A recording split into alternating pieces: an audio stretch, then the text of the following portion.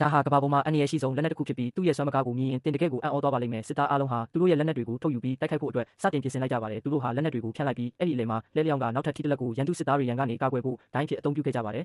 အဲ့ဒီနောက်ကြက်ရှိနေတဲ့ရဲဘော်တွေကကျိုးတွေကိုအားကုန်ဆွဲလိုက်ကြပါတယ်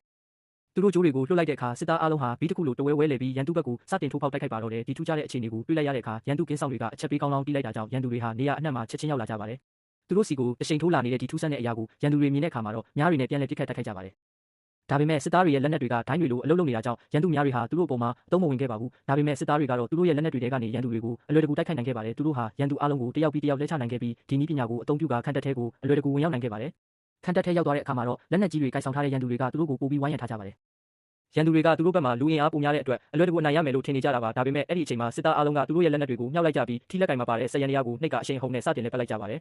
အဲ့ဒီနောက်မှာတော့လက်နက်တွေထဲကနေထက်မြက်တဲ့ဓာတ်သွားတွေဟာစက်တနက်တလက်လိုမျိုးတတုပ်ပြီးတတုပ်ပြန်ထွက်လာပါတော့တယ်ရေတွက်လို့မရနိုင်တဲ့ဓာတ်သွားတွေဟာမိုးရွာသလိုကျဆင်းလာတာကြောင့်ရန်သူတွေဟာမမျှော်လင့်ပဲအတုံးယုံဖြစ်သွားရပါတယ်